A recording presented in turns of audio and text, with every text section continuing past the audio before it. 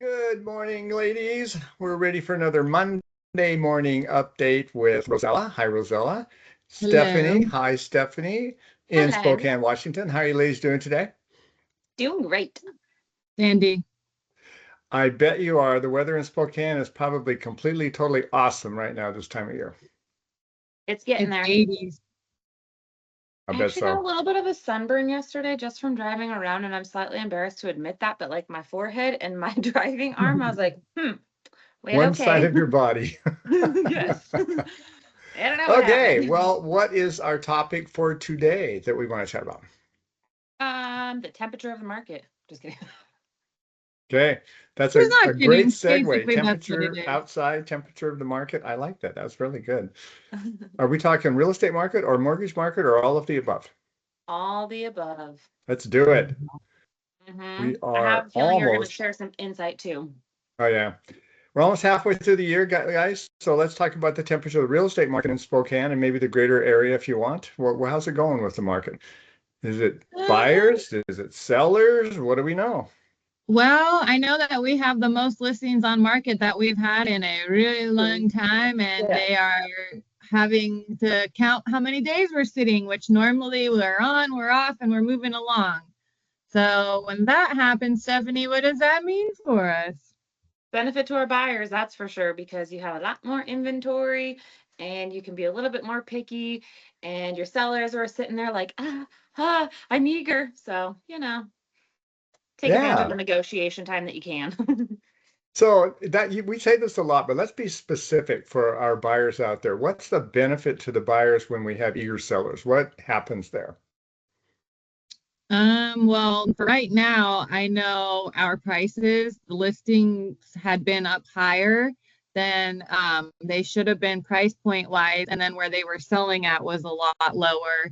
So it means that the buyers are getting houses for a little bit cheaper, and they're probably getting a little more financial assistance from the sellers just because the sellers are more eager to get them gone. And define financial assistance from seller. What does that mean for the buyer, Roselle? Closing costs is what that's going to be for any of your like escrow fees, title fees, any of the money that does come from closing on the buyer's end. Sellers have been offering, and they can only, I believe, offer up to 6% help.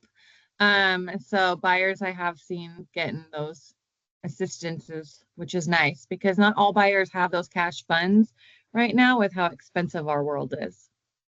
Yeah, And in exactly. And guys, just for good clarification here, depending on the loan program, as Rosella says, you can get up to 6% of the purchase price toward your buyer's fees. That can be all of your fees. They can buy the rate down with that. You can do things like we talked about in the past, like a 2-1 buy down for a temporary buy down, permanent rate buy down with the seller's funds helping with that. So it works out really, really well. And the other thing is that up to different loan programs, just so you're aware, if with lower down payments, we might limit it to 3% seller contribution toward the buyer's closing costs. Still a chunk, on a $400,000 Yeah. house, that's $12,000. Who are you introducing to the video, Steph? a bunny. Sorry. Very cute.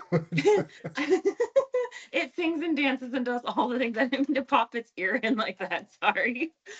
Good to know. Well, hi, But Bunny. anyways, You keep in some odd company these days, I know. Stephanie. I'm so sorry. There's just little random fun surprises with me in all places. What were I you thought we going to had, add though? interested member of the audience popping up here. They were so interested in our topic. How about Yes. that? I did want to add though, like she was saying, like seller paid concessions. Um, but a lot of also what this can benefit the buyer is before, not very often, but sometimes people would waive inspections or literally be like, oh, that's okay. I know that there's this, that, and the other. I don't even care. I want this house, because they already knew that there was a lot of competition. That's not exactly the case. A lot of people are able to actually utilize their inspections right now to negotiate fairly. And I want to say that in a very careful way, because your inspection time is not the time to come back and nitpick the house and try and like take advantage of sellers.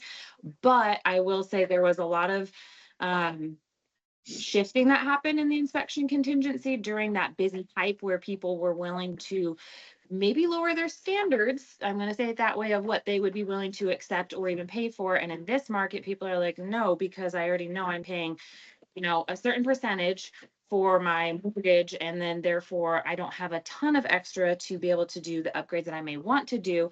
And maybe we already capped out on the amount of seller concessions that you can do. Reducing the purchase price doesn't always give you that much of a benefit. I mean, truly Sure. payment wise, but the, ticket items of like, hey, go ahead and slap on a home warranty option for my purchase, so then that way if my hot water tank goes out, 6 months down the road, that's not a huge thing that I'm going to have to foot. And then you're just seeing a little bit more negotiation happen between buyers and sellers, I feel like. All right. Good benefits to the buyer. I like it. For sure. Steffani and I were talking about this yesterday, and I was like, is it officially, and Steffani actually said it, she's like, is it officially like a buyer's market? And we're like, yes, but at the same time, sellers are still able to sell their home for a good price for our area. And so that's why it's like, ooh, that shift is right there on that verge, I feel like, for it to be fully like a buyer's market, which we've been in a seller's market in our area since COVID. So, For years. Yeah, for years. So it's good for the buyers though that have been waiting and waiting and waiting, because I know for our area we had so many people that came here and they're finally able to like breathe and look at homes and not have to make an offer within 2 hours. There you and go. they get to actually take the time to enjoy the buying process, I feel like, a little more. And Yep. I would say the reason why I don't think we could fully say it's truly just a buyer's market only in our area, because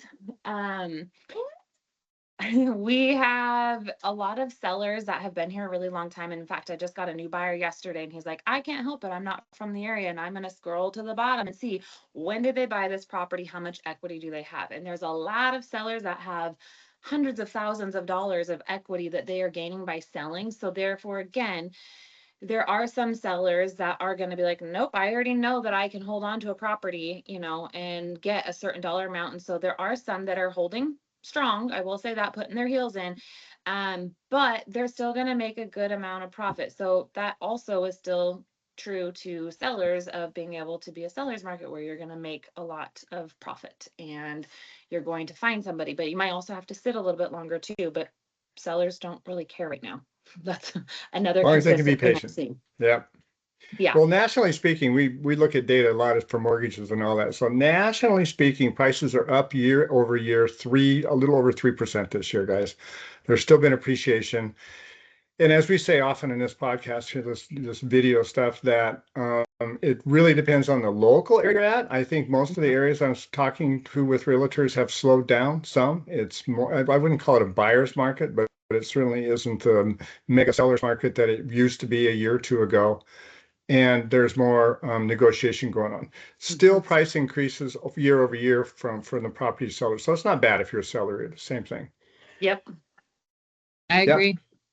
And I would say as well, we picked up our pace in April.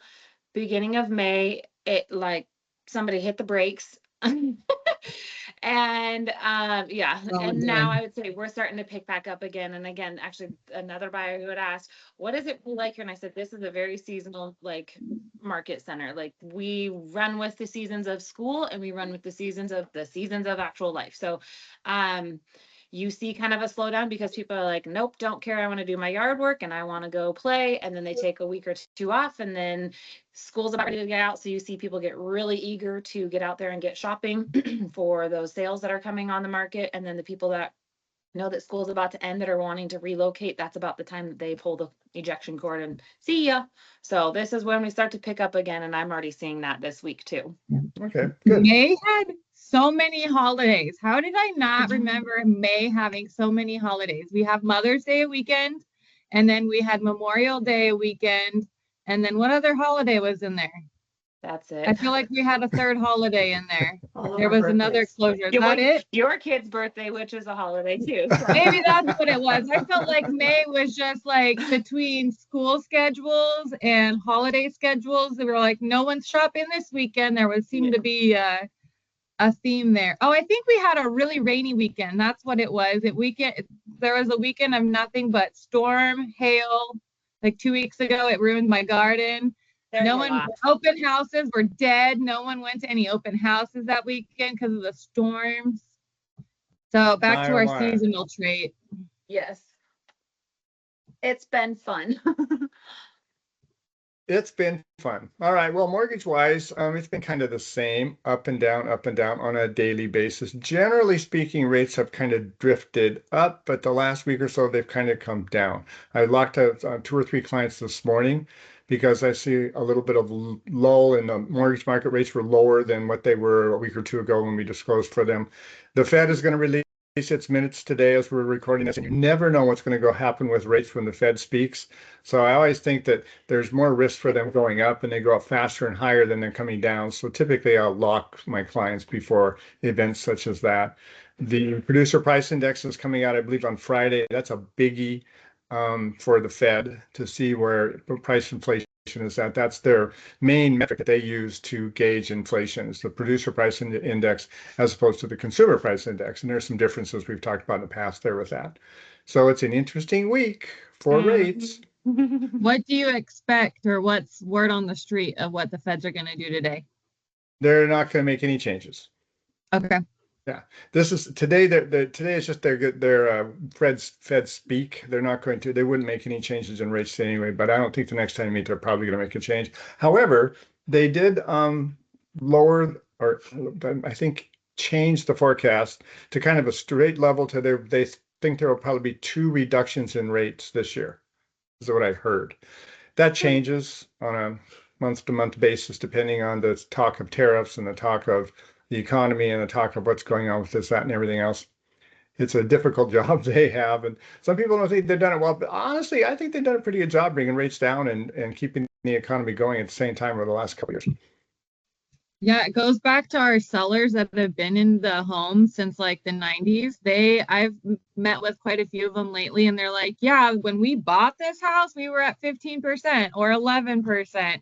All of them were over 10%. And so now they're like, they're so confused of what these youngins are, us youngins are all complaining about with the 6 or 7%. So But to their defense, I can also say, the house prices were like a fraction, literally a quarter of the cost of like what they are now. Like I remember the first house that I bought was $125,000 or $35,000.